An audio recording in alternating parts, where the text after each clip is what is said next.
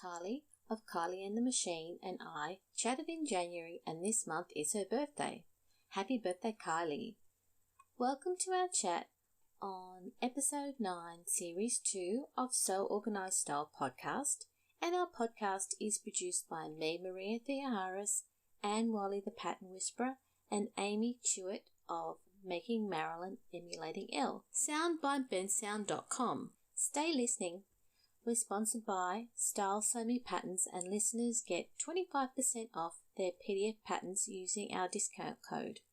Go to our website at soorganizedstylepodcast.com for the code and promo link. You'll also find a link to our Patreon account so you can keep us podcasting.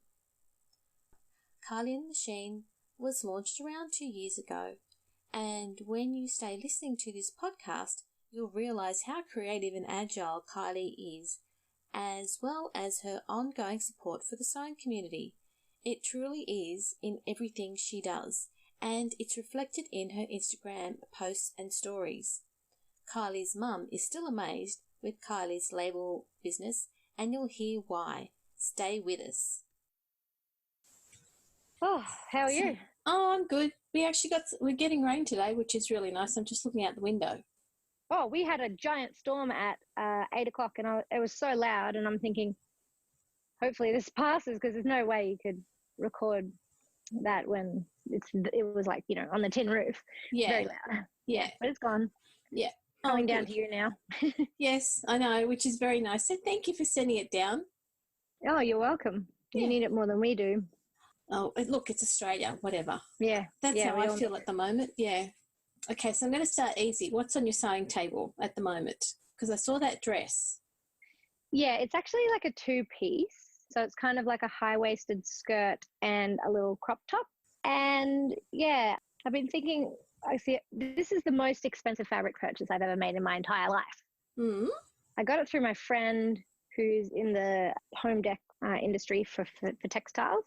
Yep. So she has all this amazing contacts, and she had this remnant which was 1.5 meters. It's 100% linen. It's kind of in between a mid and a heavyweight. Like, it's a really nice weight, and it's hand screen printed by the designer in LA. Now, it's like, I've had it for a little while because, it's very expensive. So, but I had this vision for it ages ago that I wanted to make a skirt and a crop top type of thing. So it won't actually be like a midriff. They'll meet at the same line. Yeah. And I drafted a skirt a little while ago, just an elastic waisted skirt, because I have trouble fitting things to my bottom half, because I need like hardly any fabric at the front and I need lots and lots of fabric at the back. So, and I was constantly altering all of the skirt patterns I was using to have that adjustment. And I'm like, well, it's a skirt. I'm pretty sure I could just measure my body and make something that fits me, based on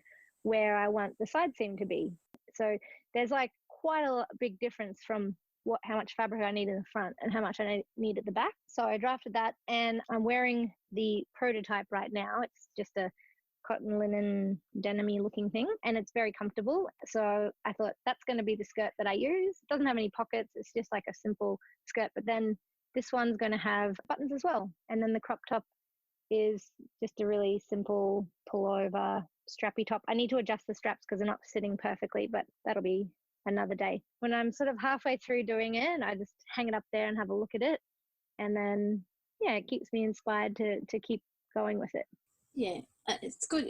You can sort of recharge and then get into the next step because you actually have achieved something. Yes, but also I don't have any of the right elastic. So I had to stop where I did. That was as far as I could go. So I just pinned it up on the mannequin, and I'll have to do a trip, get some elastic and finish it up. Yeah, I think my Nirvana or Dream shop has got everything I want. So if I've got an idea, I should be able to go there. I don't care if it's retail or not. Like if it's bricks and mortar or not, but I want to be able to get my fabric. I want to get my zippers, buttons, elastic, exactly what I want. Yep. It's a dream. Well, I try to stock up on the things that I need so that I can shop from my own assortment of things. However, being that I have my office and I also have a home sewing area, often some of the things that I need are at home or at the office, and then actually that's not a bad thing. It just means I'm like constantly bringing things to the office and then back home again and everything like that. But it's productive that way because I get a lot done in little gaps. In between managing a household, having a business, having sip and sows every so often. Yeah, so definitely the gaps are small, but this is what I do. Like I come to work. You've been to my office space, you know, it's a beautiful space to come. Well designed. And work. Yes, it's very tranquil most of the time. And I just do all the work that I have to do that day.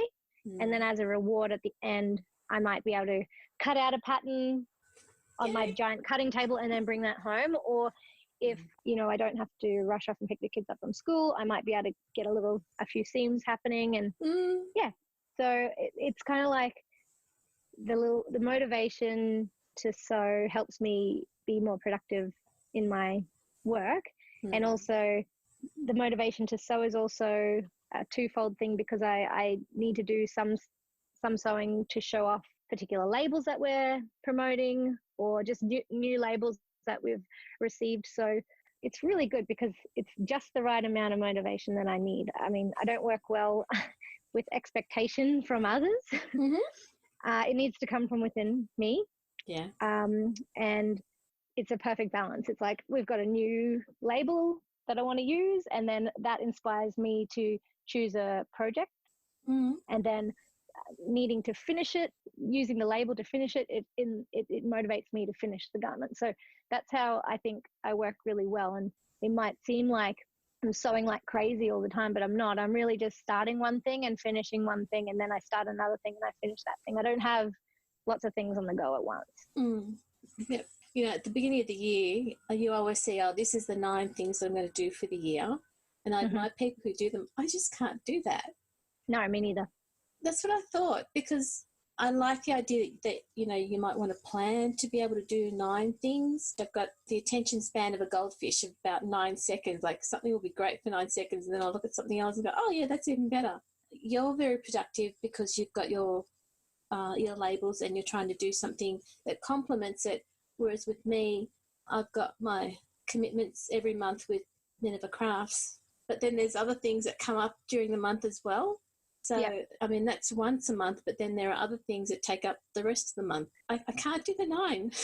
Yeah, definitely. Yeah, I think for me, I don't even, okay, you know how people have lists and mood boards and all that? I really don't have that.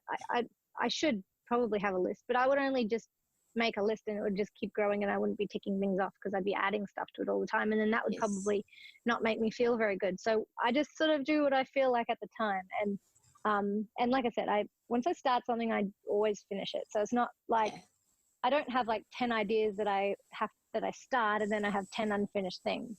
I don't work like that. I just work with what I feel at the time. And that's actually really good because although my business is very rooted in the sewing community and that's exactly where I wanted to be, the actual sewing component is still my pleasure time, like my joy. And I don't feel like any of my sewing is actually work. Like it complements my work and it shows how we can use our product, but the actual sewing part doesn't feel like work. And when I was thinking about starting a business, I knew that I didn't have it in me to be a manufacturing sewing business. Like I know that I couldn't have done that. I don't like making things over and over again. I might, if I find a pattern that really works and is a really good staple, I might make it a couple of times over, a period of years. But the idea of production line batch sewing, that I think for me, the joy would be gone because it wouldn't be the same feeling of accomplishment. So I'm glad that I have my work, which is amazing. And I love our products. My hobby actually ties perfectly in with my work and it doesn't feel like work. So it's awesome. It is awesome. I still remember that time when we were both at the same Frocktails and it was that lunch after shopping. In Melbourne. In Melbourne, yeah. And you were showing people the label ideas that you had at the time. Yeah. Oh, that was a little while ago. It's funny that I realized that we've actually met in 3 different cities. Really? We've met in Sydney, and we met in Melbourne, and we've met in Brisbane. I remember Melbourne and Brisbane. Was Sydney one where you came up for our first Frocktails? Yeah, I came to the Frocktails, yes, but I don't think we had too much discussion, but I definitely met you those 3 times, so that was pretty cool. Yeah. But yes, yeah, I have, honestly, I have like a million ideas for labels. It's just picking the ones that make it through my filter, which, the thing is, it is actually difficult because you could make labels that say anything. And, there's going to be somebody that wants, that label, but we have to keep it refined and choose what we think is going to suit like a wide variety of sewists. And basically just stick with our core values. I mean, the whole reason why we started doing this is that people that are sewing for themselves and their friends and their kids and their family members, they might not particularly have a brand name and they don't want to buy a lot of labels, but they want to put something in. So being able to produce little packs of 8 labels that people can purchase, that they can buy a couple of packs and they have a little variety, a stash to choose from. That's what we're aiming for. So yeah, it's really hard because there is that pull because we think, well, this isn't going to please everybody, but it's going to be a popular label because many people this would apply for many people. And yeah, there's just so many ideas floating around in my head, and I wish we could make them all. I wish you could too. And they're fabulous gifts. That's why I bought a bunch of them last year when I was going overseas to meet a bunch of sewists all over the place. That's right, yeah, and they were well received. Oh, yeah. I keep a bunch in my handbag in case I meet people when I'm sewing, or when I'm shopping for fabric. Yep. And I might just start chatting and then go for coffee and I say, here, take these. And they're like, oh, Kylie labels. And I'm like, yes, I know. That's really great. We have had a lot of people that have purchased labels as gifts, and a couple of times people have purchased them for gifts. They sent me a message and they've said, oh, I did buy these labels for my sister or my mum for Christmas, but I'm really inspired. I'd like to start sewing. And that just makes me so happy that, a little tiny label has made someone think, hey, I might be able to do this, and I would be able to put these in the things that I make, and inspired a new hobby for someone. Because as we know, sewing it's that thing that makes us feel all sorts of things all at once. Yeah, from being grounded to being really frustrated when a zipper doesn't go in properly. Yes, it's a whole raft of emotions that you go through. Yeah, I don't feel too much frustration anymore. I find that it doesn't take long to get into the flow, and then once I'm there, it just goes from there. And I actually don't mind getting interrupted either, because at least when you do get interrupted from sewing, you just pick it up where you left off. Whereas if you get interrupted, I don't know, cleaning the house and you have to leave, when you get home, it's messy. If someone else messes it up, with sewing, it's that thing that's mine and mine only, and it just always moves forward. Even if you only move forward a couple of stitches, it's always moving in the same direction, and that is towards the end goal of being able to put something on your body and walk outside into the world. Even if it's to the point where you pin together some seams and you've got to walk away for the end of the night, come back the next morning, you can zip it up. I think usually if I cut something out that has darts, I will cut everything, I'll mark everything, and then I'll pin the darts, and then that's it. That might be my prep. Or if there's any kind of interfacing, I might just do interfacing and pin the darts, and then I know that part's done. So when I come to it, it's like on a platter, ready to sew. There you go. So I got a platter. Oh, no. Yes. Sorry. I'll stop being an idiot there.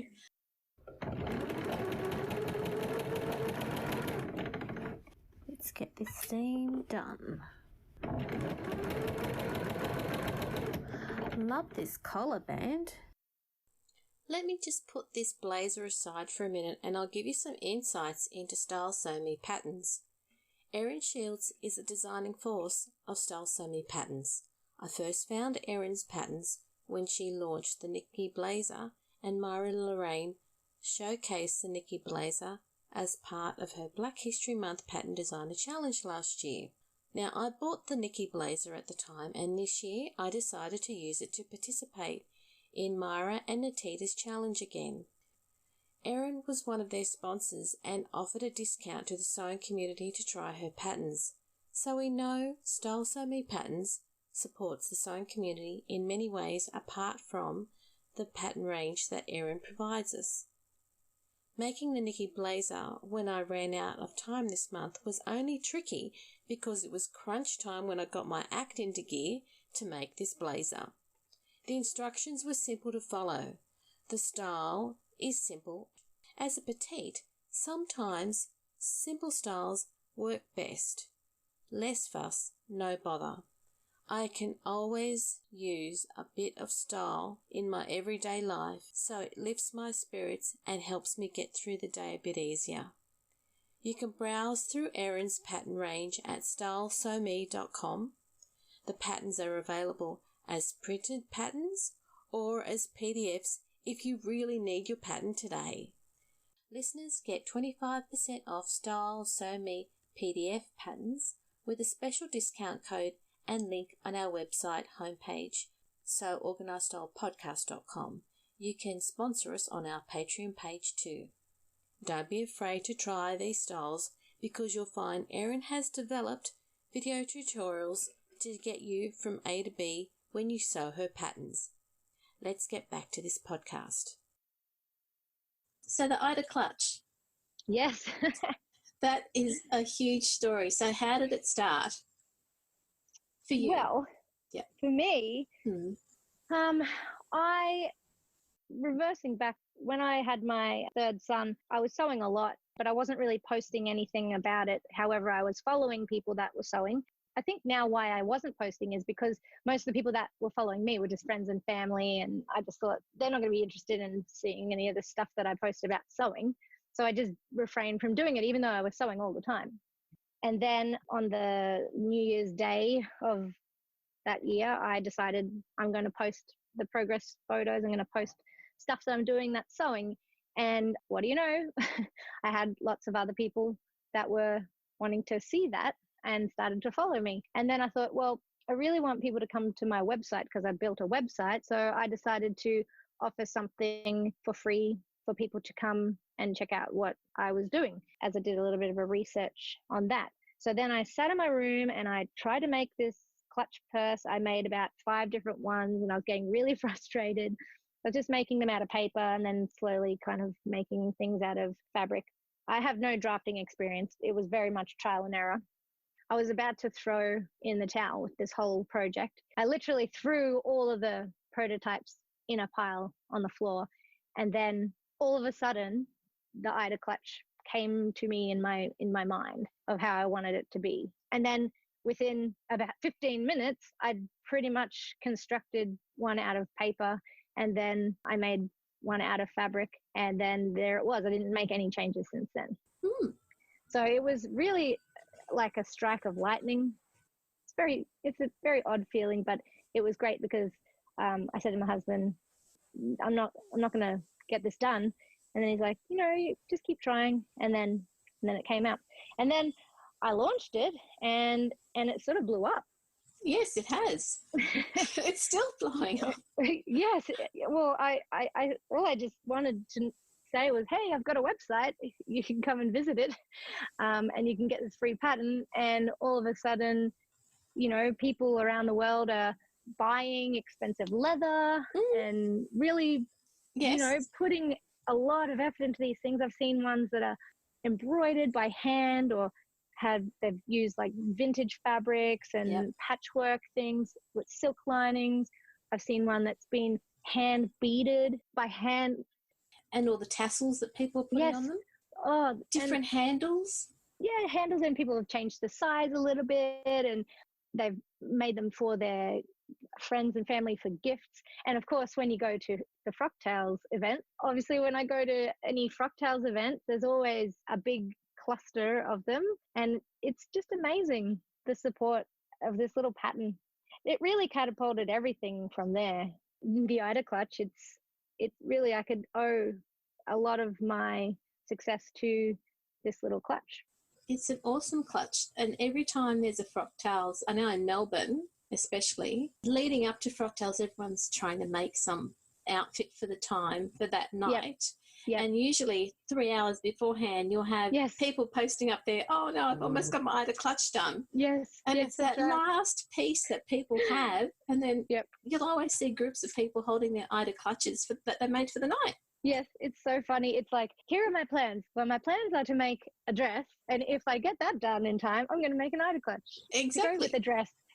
It's kind of like, it's like dangling, that little prize at the end, like, get my dress finished so I can make this other thing, and I can be fully head to toe me-made.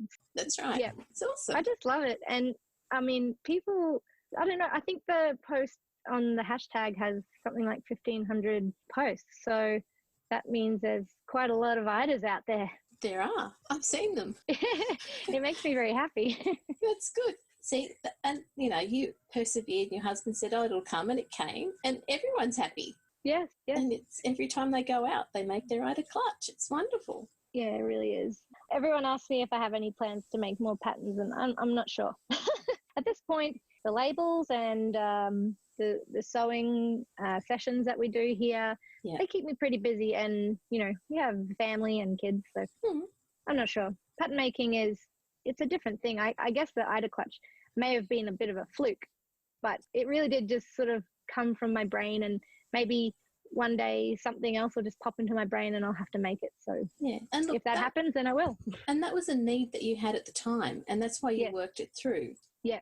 Unless you need something else, you're pretty busy as it is. Because you've got a whole team with you as well. So like how the Ida clutch blew up, our labels, they just definitely went crazy. I looked at, actually someone asked me how long we've been doing them for. I looked it up. It's from November 2 years ago, so it's been just over 2 years that when we launched our initial batch. Yes. So when I first decided to do this, I was actually very nervous to place the order because it was around about $300, and that was a lot of money to spend on a product that I didn't know if it would happen, and I wasn't working at the time. So I said to my husband, should I do it? And he said, I pretty much asked him for advice on everything because he's very, very supportive. But he said, well, would you buy it?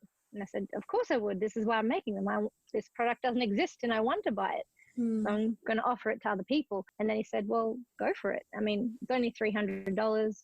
Just go for it. And then we started making them, and what do you know, they sold out very quickly. You had to reorder them, and then we were soon making another range of styles, and then got to the point where we had lots of people asking if we could wholesale them to shops, but we weren't really ready because we needed to sort of scale up in terms of like how much we would be purchasing so that we could offer the same value to stockists.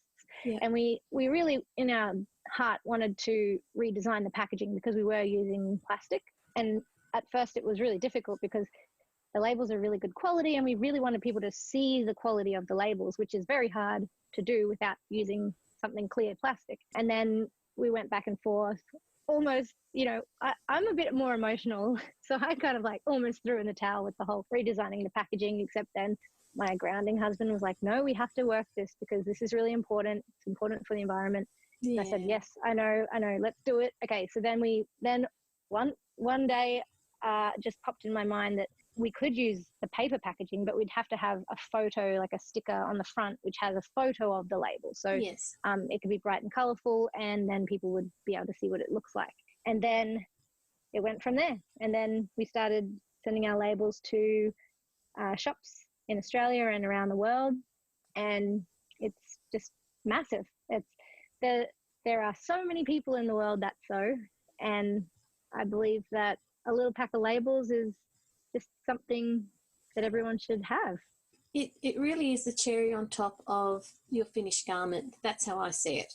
Yes. If you're going to spend that time making the garment, it's your heart, it's your time, and it's your money, but it's more that you've put all that effort in, and then you want to finish it with something that's like a badge of honor. I finished this, I made it, and it's not store-bought, but it looks really awesome because it's got that little finishing touch. Yeah, and to be honest, if I buy something in a store and there's a label on it and it is scratching the back of my neck, I rip it out.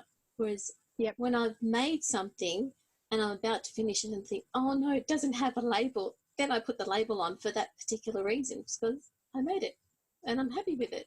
Exactly. Do you find that our labels are at all scratchy? Because I find them very soft. No. Yeah. Yeah. And that's because of the work you put into making sure that they are soft. Yeah. Yeah. Yep. So my kids are the same. They will ask me to cut out every kind of label from anything that we buy from a shop, but they want our labels in there. Like they like to choose which one they have in there. They go through and then they'll be like, oh, this time I would like your mama made it. Or sometimes they might choose the one that says you are loved. So that makes me feel really good because I know I've done something right when the most critical people of labels, my children, will not complain about ours. So they must be soft. I know that they're soft, but if they think they're soft, then they have to be. Yeah. And I agree with you. If it's someone who's got nothing to do with sewing, you ask for their opinion, they'll tell you straight away. And the thing is, they don't have all of the extra thinking around, I bought the fabric, I've gone and made it, I've spent this many hours, I've done all these adjustments, and all of that kind of is cloud. I find that clouds my decision-making right at the end. Sure. Or at a certain point, and I'll ask my husband, he'll say exactly the same thing as your husband would. Something really simple. It's like, oh, yeah, that's right. Okay, thanks. Yeah, yeah. All the boys telling you, yeah, Mum, I want this label this time. And it's like, okay, it's so good. It is really good. And I mean, I'm talking like I've put labels on their boxer shorts, which they might wear to bed without any underwear. So that's like an extremely sensitive area, on the back. Just above your waistline at the back. It's just that could be super itchy. So yeah, it's really good. My mum still thinks it's hilarious that I am making a living out of a product that she cuts out of all of her clothing. She's like, I can't believe that you have a business selling things that I cut out of everything. It's just funny. Sorry, Mum, that's a reality. But we do have to pinch ourselves often because, it's just a simple idea and then it's just blown up from there. And it's great. So congratulations. No, thank you. And then moving out of my house and into this office space has been really amazing for so many reasons. It's getting all the work out of my house, which is really good for my mental health. Yes. But being able to have a space where we can invite other people in the community to come and sew and socialize, and we offer our space for hire for creative workshops. So I really love that the Brisbane community is buzzing with creativity at the moment, and KATM headquarters is now known as this creative space that people can come and do really cool things, and that just makes my heart sing. Not only is this, a beautiful office, but it's now a creative maker's space. I really, really like that, and I love getting the community together because, as we know, sewing can be a little bit isolating, especially there's a lot of people that start sewing when they have babies. I'm one of those people. And, often it's just you and your baby and you're at home and you're sewing. And I've found that a lot of our people in the community that have come to our sessions are actually mums, and this is like their time out. Like this is their 5 hours of uninterrupted sewing and socializing with adults. Like it's really beautiful. So I love that we can offer more value to the community through these social sewing sessions. They're not there to look after people, to clean up after people, to cook for people. They're there for themselves and to talk to each other. And I will make you coffee, and I will bring you some food, and I will make sure you have water. It's like being looked after as well. It's lovely. Your husband, he's a barista, isn't he? Yes, he is a barista, but he works at a roasters, so he does a lot of training and things like that. Yeah, he's the coffee guy, so we get our coffee from Bare Bones Specialty Coffee, and it's delicious, and I drink too much of it sometimes, but that's okay. That's good. You've got a good source of coffee. Yeah, exactly. And it's husband approved, of course. Yes, if he's here, he'll make it for me, but otherwise I can make my own. Going back to your space that you've got now, Marjorie and I came to your space without notice. I'm sorry about that, but they That's had okay. they had the market thing that there for that quarter.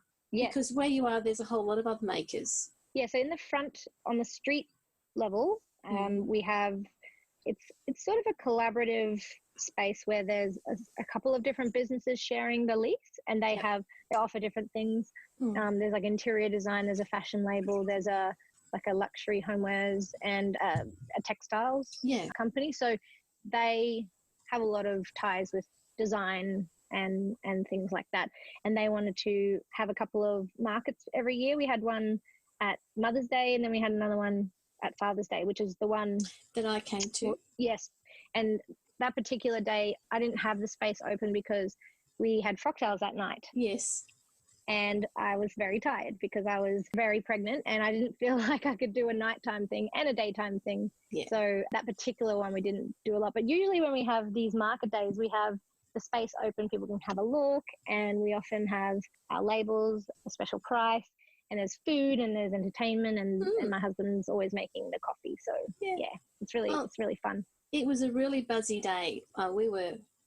We'd been looking at selective fine fabrics, and then Marjorie said, "Oh, I think it's around here. I think this is where Kylie is," and that's why we rocked up. So I'm sorry we came unannounced. Oh no, that was a beautiful space. Fine. Yeah. Yes, it is. Yeah, it's really nice. Even when it's raining, like today, it's still beautiful. There's a creek at the back, so sometimes I stare out the big glass window and I see a little family of ducks.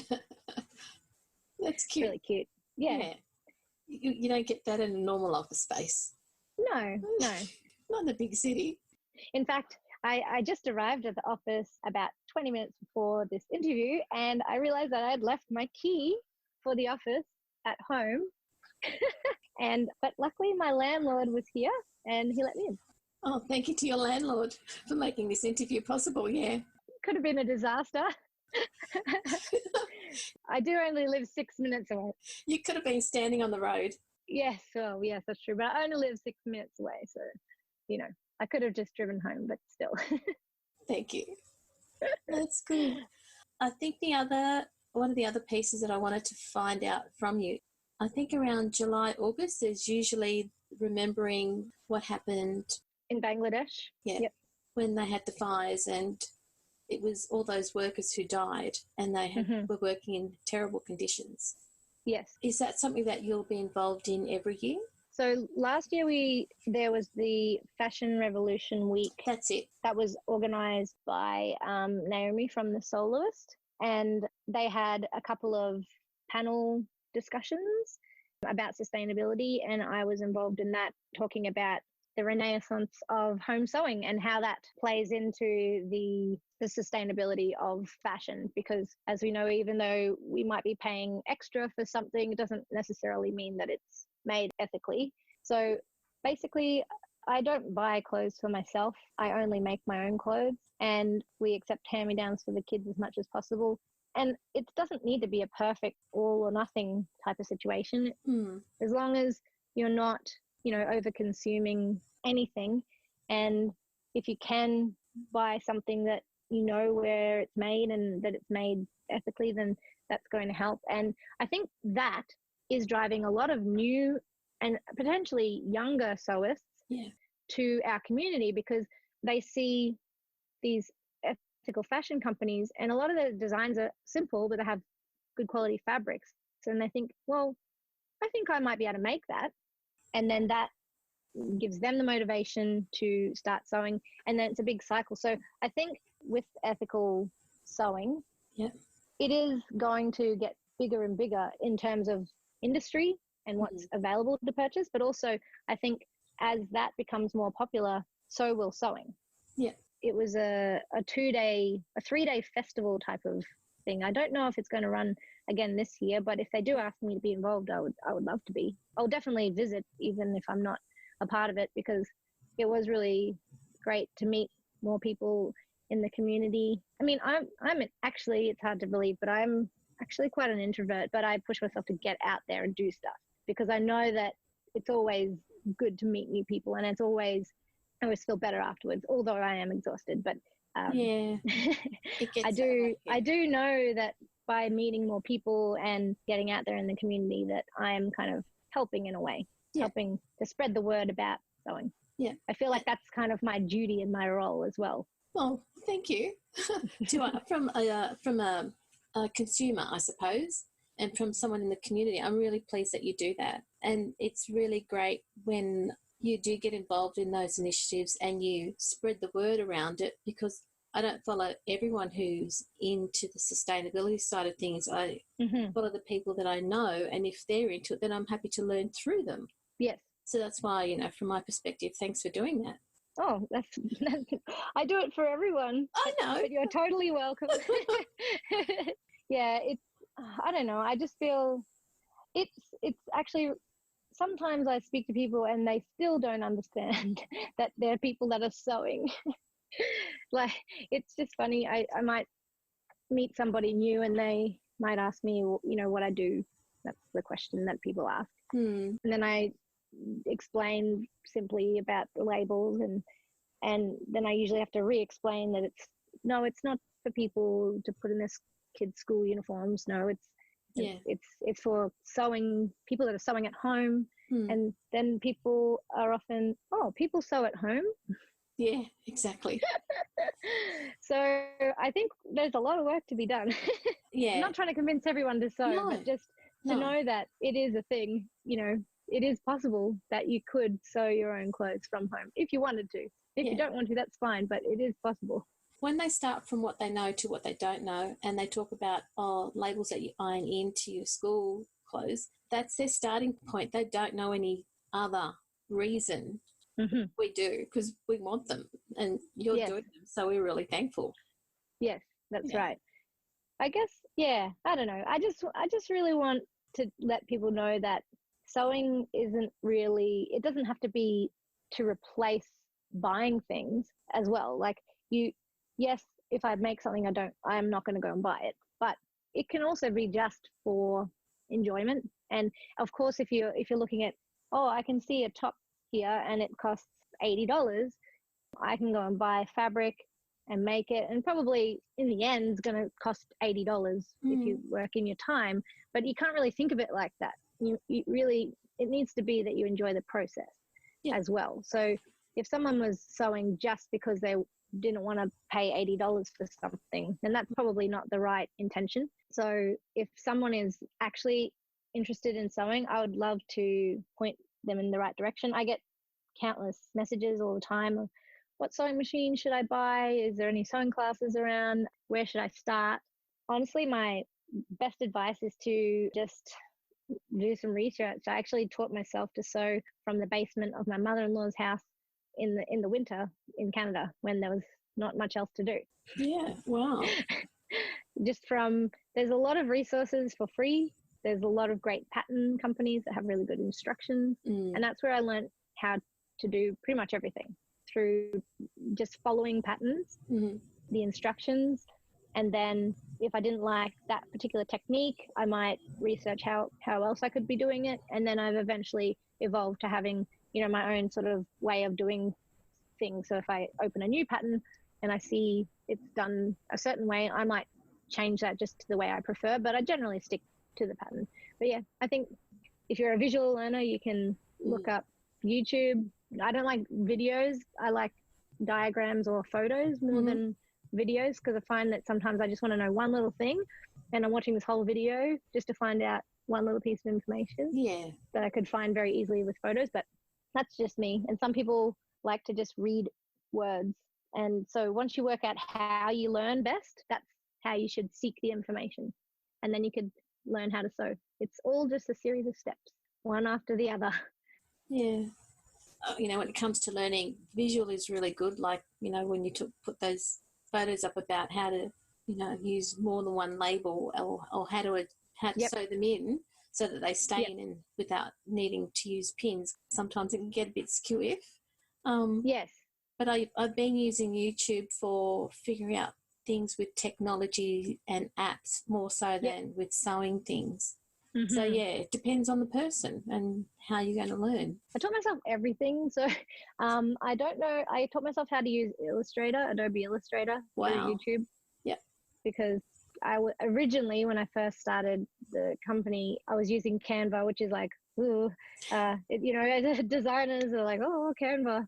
It's great for social media and things like that, but it's limiting. I wanted to be able to have complete control. And then I got Illustrator, and then I realized I didn't know how to use it because it's all in a different language, basically. So I basically work out, I want to do this, and then how do I do this in Illustrator? And there's so many different YouTube tutorials for that. Every time I've needed to find out one thing, I've looked it up, and then this one tutorial's taught me like 3 extra things I didn't actually search for. So yeah, it's just about absorbing that and applying it. But it's the same with sewing. It is. So if I can step back, because I should have asked this at the beginning, on your website you said 32 years to get to find out what it is that you love. Yeah. So what were you doing prior to that to lead up to the 32 years? Whoa. Oh, whoa. Well, I didn't want to start with that question. No, well, it's a bit too deep. I wasn't really doing much of merit, I tell you. I went to school, but in high school I did a little bit of university. I mainly worked full-time in retail management and franchise management, and then I actually worked in furniture sales and management there as well. And then I actually left there to I worked in a tattoo shop. Ah, okay. Yep. So I first was just being the help and the customer service, and then I started to do some tattoos, and I only was there for maybe a year and a half, and I realized that it wasn't really my passion. Like, yes, I liked to do some drawings and do certain tattoos, but you're at the mercy of what the client wants a lot of the time. And yes, this is the whole thing with sewing. If I'm not into the idea or the subject that I'm doing, then I'm not really interested in it. Yeah. So I felt like I wasn't really giving it what I needed to give it. So I decided to leave there, and then I worked in insurance. Mm-hmm. And then I went to Canada on a working holiday, and I met my husband. So I didn't actually have many hobbies, because most of my free time we were just socializing, going out to nightclubs and dancing, and probably spending my money on outfits to go out nightclubbing and dancing. So it's really like a cycle. I don't think I was unhappy or anything like that, but I didn't really have that thing that I liked to do. That was my own. Okay. Yeah. I think also when you get, as I've gotten older and then discovered this, and I realized that I really enjoy my sewing time, because I actually really enjoy my alone time, because I am an only child. So I have had a lot of alone time growing up, and I didn't realize how much I sort of needed that until I discovered sewing. So sewing for me is not only a creative outlet, but it's also just that introverted alone time. Yeah, that's just for me. So it grounds you back to who you are. Yeah. Definitely. Yeah. And that's why I mean, like, I love all of it, all the process. The only thing I don't like doing is gathering, but I mean, that's really neither here nor there. I don't mind cutting. I don't mind any of the process. I don't even mind if I have to unpick some things. It's just, I love it all, because it's my thing that I'm doing. I'm glad you found what makes you and what motivates you. Yeah, me too. I started off doing quilts because my stumbling upon sewing was actually by chance as well, because I was living at my mother-in-law's, and she had an old sewing machine. I said, can I have a play around with this? She said, sure. It was my mother's. It wasn't in very good shape, but I decided I'm going to make a quilt. So I went and I bought some quilting fabric, and I made a quilt, a baby quilt for my son. And then I started getting really into following quilting bloggers, and I was like planning all these quilts and cutting out and starting things. But I feel like I did a lot of starting and not a lot of finishing when it came to quilts. Right. And they're a big investment in time, because there's so many components, and it's just very time consuming. And then I made my first garment, and then I thought, wow, this is great. you can cut out, and you can sew it together in, probably what was a few days at that time. Yeah. And then you can have a finished product. And I think as much as sewing is not instant gratification, when you've come from quilts, sewing a garment is like it's amazing. And you can actually just wear that thing around. It's not like you made this thing that's taken you 100 hours or more and it's just sitting on a bed. Yeah, that you'll probably never take people into, whereas the garment you're wearing and you can wear it wherever you want to. Exactly. So, and then when I wore the first garment I made for myself was actually a maternity top, and I wore it to a party and I got a couple of compliments on it. So then I was hooked, I think. Even better. Yeah. Yeah. I was hooked after that. Not only did you think it was cool, a lot of other people thought it was amazing. Yeah, because I think, especially, more so in Canada, when I lived there, there was a lot of the same fashion. Like a lot of people wore the same few brands. So for someone to wear something that they hadn't seen, it obviously stood out more. I feel like maybe things have changed now because I've been back in Australia for 5 years. When I walk around Australia, everyone's wearing really bright, colourful things. Just everyone looks very unique and different. And so I feel like I might blend in more in Brisbane than I did when I first started making garments, 10 years ago. Yeah, it is a great feeling when someone compliments something that you've worn, that you've made, especially when they're like, oh, where did you get that? Where can I get that? Type of thing. Yeah. Oh, sorry. I made it myself. I know in an office environment, I'll say, oh, yeah, I made it. And they go, oh, can you make me one? I'm going, no, sorry. No. Oh, no, but I'll pay you. It's like, no, I don't want to. Sorry. Oh, it's sometimes a bit, it is one of those awkward things, isn't it? Yeah. Where you don't want to like sound like you're like selfish or whatever, but if that's not your thing that you do, then you shouldn't do it, I guess. No. My assistant Josie, she is such a selfless sewer. She's been sewing for much longer than me, and she makes things for everybody. She makes things for her husband, her kids, but she also makes things for like her friends and her friend's husband, and she makes things for people that are family that live overseas, and she sends them things. She's amazing. That wouldn't motivate me, and I make things every now and again for my kids and my husband, but she's very much, she probably makes less for herself than other people. Okay. I'll see her and her whole family will be wearing stuff that she's made. So Sally, my other assistant, she is the one that packs all your orders. So if you are ordering directly from the online shop as a customer, they're actually being packed by Sally. Everyone has commented on how beautifully things come packed, and I'd love to take credit for it, but it's actually Sally. She's a very perfect, she's a perfectionist when it comes to packing things. That's great. She puts a lot of love in it. Yeah. Thanks, Sally. Yeah. So when it came to sewing those scarves for the volleys now. Oh, yes. Yep. Because it started off with making them for the fireys, was that something that you both wanted to arrange, or was that something that came from one of you or the whole team? Well, yeah. So Josie was actually with a friend while she was in labour during that whole thing. Oh. Yeah, so she's sort of missed it all. But, okay, so the organisers are in Victoria, and they had organised with the CFA to make these things, and they just contacted me and said, would you help us promote this? And I said, okay, yes. And then I thought about it. This was on Saturday afternoon. Yeah. And I was by the pool, and my kids were swimming, and my husband was swimming, and I said to them, hey, could we host like a sewing bee tomorrow? Would you help? And my husband said, a bit late notice. Do you think people will come? And I said, well, yeah, they will, probably, at least a couple of people. So I said, yes, I'll help you promote it, but I will also host a sewing bee. So obviously it was late notice. I think I posted it at about 5:30 on the Saturday, and it was starting at 10 a.m. the next day. And we had about 15 people on the Sunday, and we started from scratch because I didn't actually have any appropriate fabric. I would have cut some out if I had, but we had all these donations of fabric and people donating their time, and we had a full production line going. We had one person cutting, one person cutting the next part, another person pinning the labels in, and then we had 4 people sewing, and then we had some people turning them inside out, and we had people pressing. We had the full thing, including all the way up to the people at the end that were clipping the thread and packing them.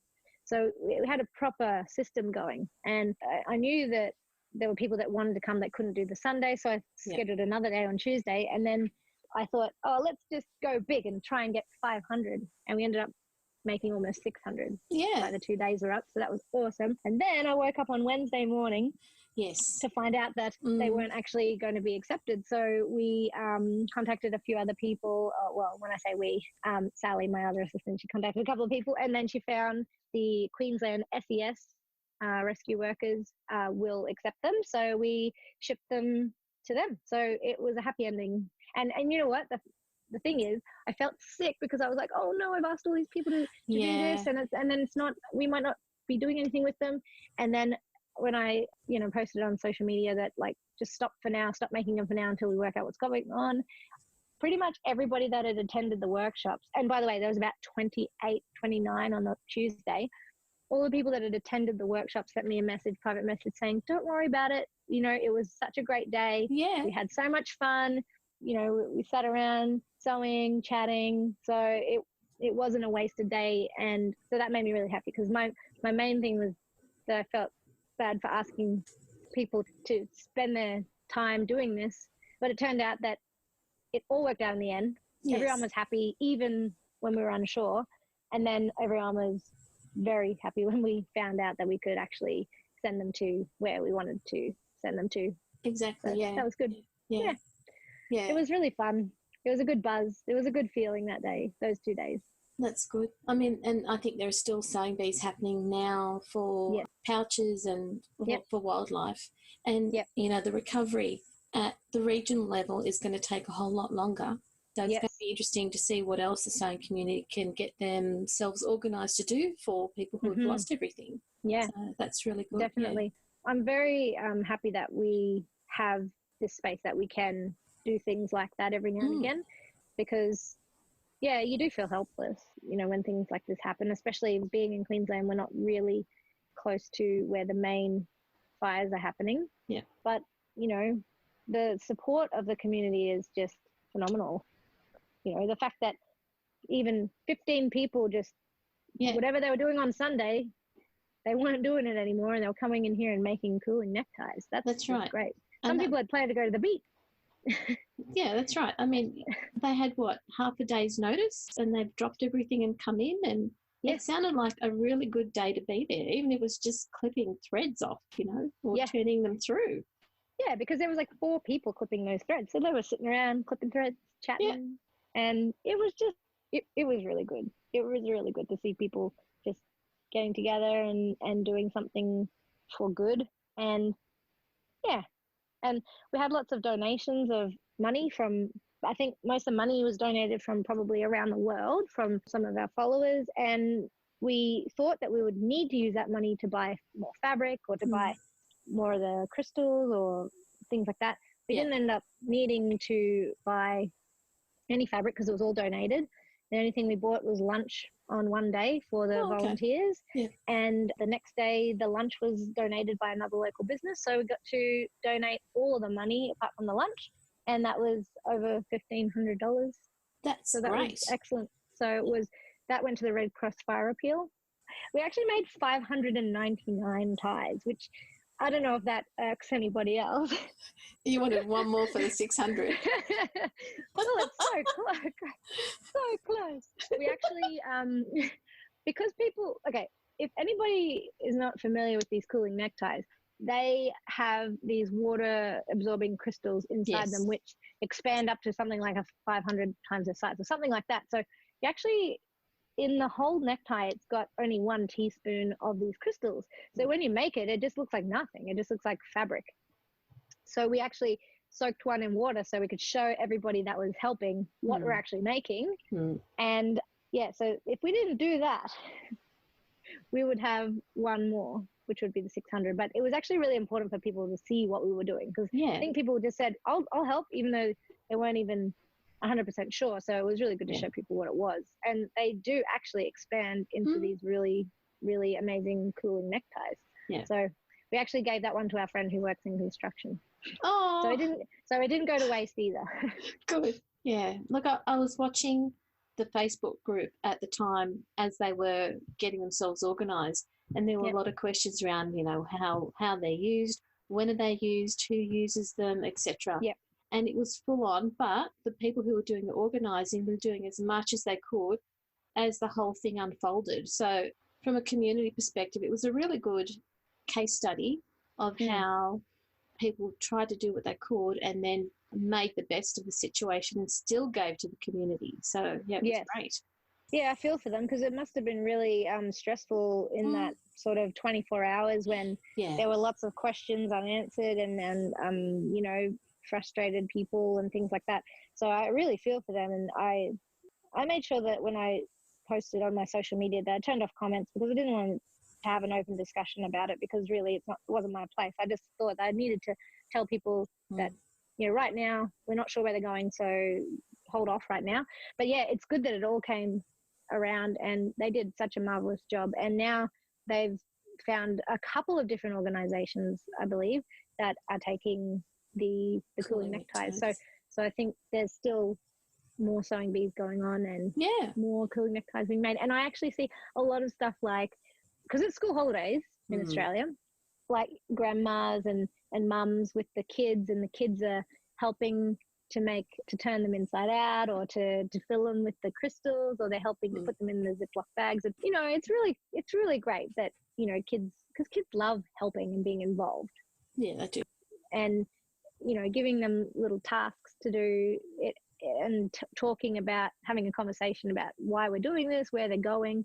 It's all really good. So as much as it's a cooling necktie, it's not going to solve all the problems. No. At all, by far. But it is a little gesture that whoever's receiving it, they will feel that somebody's made this and it's helping me a little bit. So, yeah I think it'll help them keep focused and know that what they're doing is they're doing the good work. Yeah, and people will support them. Yeah, they're doing something for the community. It's not just mum sewing something, but this is going to someone who is doing some other work that we're not there, and they're putting their life on their line to save others. Yeah. That's good. Yeah, it's good how the community gets together like that. It's a shame that all this is happening, but it is heartwarming to see the good that comes out of bad situations. It is. It's very heartwarming. Yep. So 2020, any plans that you want to tell us about? Or is it better just to keep it quiet? Well, I mean, we've always got things in the works for sure. When we're developing new products, we have this idea, but by the time it comes to being released, there's a lot of time in production. And we do have lots of things on the horizon. We have new labels designs coming out. Right now we're in January, so we're right about to release the new cotton labels, which we've never done before. So they're made on cotton, and they have 4 different, I actually drew these cute little logos for each of the designs, and there's 4 designs, and one says linen, cotton, silk and wool, and they all have little logos. So they're being released now, but this episode's not going to be released till March, and by then there'll be other new products. But just in case they're not released yet, I'm not going to say anything right now. But yeah, so we have other products, not just labels. That's all I'm saying. Okay, all right. Oh, it's hard. You know, doing things new is always like, it's exciting, but it's difficult, it's stressful, and all the emotions. And then it's always like, are people gonna like it? That kind of thing. So yeah, I'm feeling all the different things at the moment about what we've got planned. But we're always releasing new labels, and we've got a couple of collaborations happening with labels in the future as well. So very exciting. Watch this space. Yes, and we'll be continuing doing our social sewing. We try and do at least 2 every month, and they're usually during the day, and then every now and again we do the nighttime sip and sews. Yep. Yeah, they are really fun, except I usually go to bed at about 9, so staying up till 10:30 on a night is quite exhausting for me. So I usually have a nap beforehand. Good. I actually don't sew at night usually either, so I very rarely get much done on those nights. But it's just a social thing. Anyways, other people get stuff done. I get a lot more done on the daytime ones. Oh, look, I was messaging Susan, asking her, you know, if you want to ask a question, what would you ask Kylie? And I think the key thing was, one day, can we arrange with Kylie to record live from Sip and Sew? I said, look, I'll raise it, and maybe I'll follow that through with Josie. That would be fun. Yeah. Yeah. I mean, it's just a lot of chatter about sewing and patterns and things like that. So yeah, it would be interesting to be a fly on the wall. I wonder if not that anything gets out of hand without conversations, but I wonder if things would be different if people knew that we were listening. Anyway, that's funny. Cool. Yeah, I don't know. I feel like 2019 was like a very, very huge year. Yeah. For so many reasons, because I was working at home in the beginning of the year. I moved into this space in April, and in the beginning of the year, I found out I was pregnant, and I decided I was feeling pretty rubbish, like morning sickness and stuff. Yeah. And I had been thinking about, needing an assistant. And then with being pregnant, it gives you timelines for things, because you're like, when your due date is, so you think, oh, I've got to do this and this and this before the due date. I asked Josie to be my assistant because, one, she's just very intelligent. She's an editor, a writer. She's good with words, and she's like a lovely individual. She's very organised. Very organised. Yes. She already knows the product and the business. She's already so that was great. I didn't have to teach anything like this. And she also, we're both Aries, which we probably shouldn't be friends. I don't know, but anyways, but it just works somehow, and she pushes me and in a good way, and she keeps me accountable. And yeah, basically we thought, when you have a due date, it's also a good date to set goals for, So we were like, well, by September, we'd like to have this and this, and we'd like to maybe be selling our products in this many shops. And then it got, halfway through that time period, and we were pretty much already there at our goal that we had set for September. We were basically at our goal by July. Wow. So, yeah. And then that's great. So we said, okay, we have to reset this goal now. And that's new to me. Usually I set things so high that they're unattainable, and I thought that I was doing that, but it happened really easily. I have to thank Josie for that, keeping things organized. And then, of course, when it came time to have my baby, we found out that I thought I was in labor, and we actually found out that his heart had stopped. Yeah. So we had to that's hard. Yeah. So and we I'm found really out sorry that happened. Yeah, thank you. It really was a blindside. Yeah. I've had 3 other children with no complications, so having a baby die is just, that was not even on my near radar. No. So that really caught me off guard, of course. And it was such a sad time. And, we've had to work through a lot of things. And I think a lot of what has helped me has to do with our team, like with Josie and Sally. Josie was actually overseas at the time, which was really heartbreaking, because she's not only my assistant, but she's my friend. Yeah. And we had just launched a brand new product the day that I went into hospital, and we had so many orders, and they just really just took care of so much and kept the ball rolling. And but what else has helped me a lot is having a hobby like sewing. Yeah. And being able to, I feel like I'm at the point where, because I'm quite experienced at sewing, when I do sew, it helps me to actually reflect on other things that aren't sewing related. Yeah. Because I can sort of do some really deep thinking. Yeah, I should mention that we named our baby Albertine. He was a baby boy. And so I think about Albertine when I'm sewing. Yeah. But also what's really, really been the main thing that's helped me is the community of people, the sewing community online, because my husband had the idea that when we have his funeral, we should make origami, or we should ask people to make origami and bring it, and we will have the origami cremated with him, which we did. And then, see, these great ideas that I have, they just come out of nowhere. Like I had to go and buy some clothes for the kids for the funeral because I didn't have any nice clothes. So I went shopping and I decided to try on some new pajamas because, you know, I was postpartum at this point. I wanted really comfy clothes. I'm trying on these pajamas in this change room and bam, this idea came to me.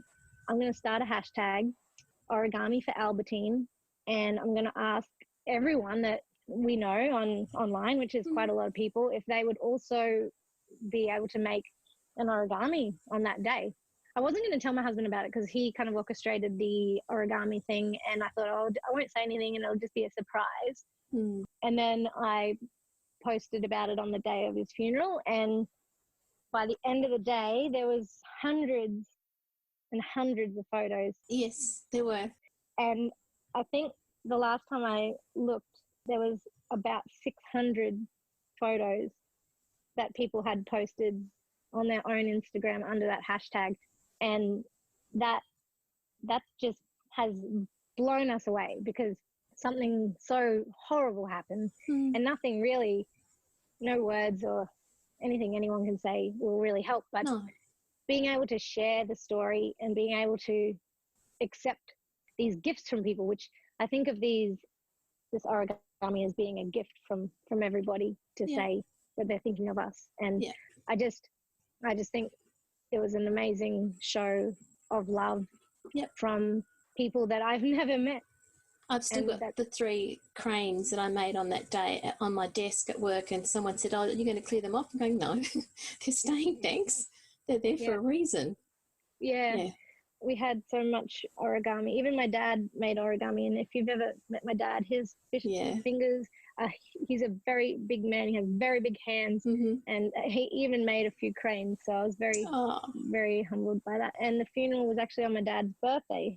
So there's just a lot of memories around that time. But I think the fact that we have social media, you know, you can say there's negatives about social media as well, but I feel like it has helped me a lot because I've been able to share my story and feel supported.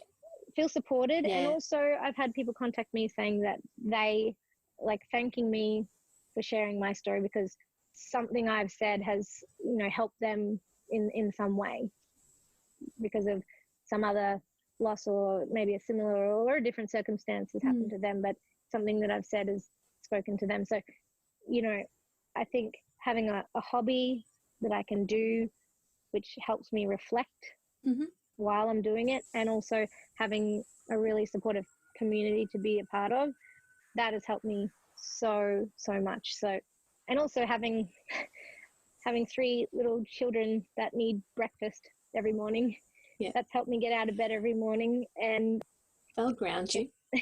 Yeah, definitely. Throughout the day. Yeah. And then in terms of my business, I mean, everything has changed really because we thought we would be sort of taking a bit of a break and, you know, while having a newborn and feeling sleep deprived and all of those things. I mean, you know, we're still grieving, but we do have more opportunities to do more different things now. So I think this little baby who we never really, you know, got to meet properly, he really helped us to move towards and move past a goal that we'd set. And then he's allowed me to see so many different emotions and so much support and all this stuff that I didn't know was around me until this happened. And then now he also gives me the strength to know that, you know, we can sort of take things for granted, and we shouldn't, because, you know, life is precious and everything we do should have a purpose, and we shouldn't, you know, we shouldn't overlook it. We shouldn't overlook it. We should just, I don't mean like keeping busy all the time. I mean, we need to have self-care, but, you know, if there's an opportunity for something that is going to bring us joy, then we should do it. Exactly. And that's what this my business truly does bring me joy. It's the community, the products, it's everything that I love. So it really doesn't feel like work at all. That's great. I'm glad you found what makes you happy, and with everything that's happened last year that, you know, you've been sorely missed. Yeah. So thank you. I know I can't put into words because I haven't gone through what you've gone through, but I'm really thankful that you're here and that, you're still with us and the whole family. Me too. Yeah. Yeah, that's for sure.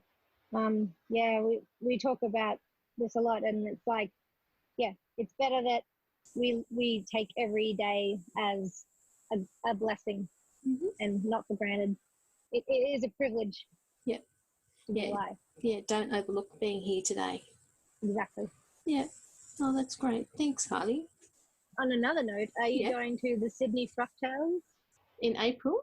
Yes. Yeah, I think I bought the ticket because she sold them like as soon as Melbourne was finished. I thought, I'll just get it. And I'm going. Are you going to come? Well, I have a ticket. Yeah. I have a ticket. Well, I'll certainly be there in spirit if I'm not there, because we always do raffle prizes, and I'm sure there'll be some idas there. And yes, we love Frocktails. If anybody is listening that organises other Frocktails that we don't already donate to, just let us know, because we're always happy to donate a prize for the sewers, because we love the sewing community. Yeah, and we love you back. Awesome. We pretty much do sponsor all of them that I know of, but if I know that every year there's more and more popping up in different cities around the States and in Canada as well. So yes, I know. They've been picked up all over the world. Yes, so there's been lots this last year, but in 2020 we've already heard of the 3 new ones it's the first one, so that's awesome. Yeah, it is more Frocktails. Yep. And our listeners, not just Australian, but America, the UK, all the English-speaking countries, whenever we put a podcast out, it hits the top of the charts. For the days that it goes up, we're usually at the top of the charts in the craft part of all the English-speaking countries. So we do have listeners who are not just Australians. That's really good. Yeah, awesome. Great. Well, we in terms of our labels, we sell more labels in other countries than Australia. Like there's in Europe, especially, like all over Europe. Yep. They love sewing and crafting. It seems like Europeans have been sewing and crafting at home forever, and never really went out of fashion. And here we've just started to get back into it again, so to speak. So they're very passionate sewers in Europe. When I went to the Prim Factory last year, they gave me the pom-pom makers, and I thought, what are the pom-pom? And they're going, oh no, they're really huge in the winter. And they're going, oh, okay, people make pom-poms with these. It just blew my mind. So yeah, you're right. They love it in Europe. I got one of the tassel makers recently. Oh, okay. It's like it's similar to the pom-pom maker. It's like a tassel maker. I haven't used it yet. I was going to make a tassel for an Ida clutch that I have cut out that is not sewn together. I'll leave it there. So thanks for your time. Thank you. And it's my birthday on the day that the podcast is going to come out. Yay, so happy birthday. We'll put Thank you. We'll make sure that there is a cake as part of the promo for you. Yeah, cool. All right. Yes, I'm turning 35. Yeah. It's just a number. I know. It's just funny because I'm 10 months older than my husband, and he was like, oh, 35, that means, you're almost 40. And I'm like, no, not that there's anything wrong with 40, but I don't think 35 is almost 40. Yeah, exactly. I'm 35, and that's it. I don't know. And taking life by the horns. Yeah. Thanks, Muriel. Aren't you glad you stayed listening to Kylie? She's a valued member of the sewing community, and her thinking and love for the sewing community are demonstrated not just by her business, but by her actions. She's a champion for us to take up sewing and stay creative. We're so fortunate Kylie shares her stories and gives us ways to also keep going. Kylie's whole family play an integral part of Kylie and the Machine. The Machine are Kylie's husband for advice, her beloved team members Sally and Josie, and her boys constantly remind their mum how much they love her and her labels. Thank you, Kylie, for being on our podcast. Happy birthday. And thank you for helping us at Sew Organised Style Podcast to continue to be part of the sewing community. Stay safe, and thank you for being connected to us all. This weekend, I hope you can all attend virtual Frocktails now that we're all staying at home and keeping safe. Shout out to our podcast sponsor, Erin of Style So Me Patterns, and her family as they're also staying at home. Hop into our Patreon page to give us a tip so we can continue to showcase helpful people from the sewing community on our show. Our guests bravely share their sewing and life skill strategies with our creative online community every day. You can also find our podcast on Apple iTunes, Google Play, Stitcher, Spotify, iHeartRadio and Castbox. Subscribe to our podcast to catch every episode. Next episode, you'll hear how much the Firths, an Australian mother and daughter couture sewing duo, talk about how sewing is their hobby that keeps them together. Stay safe until next time. Bye everyone.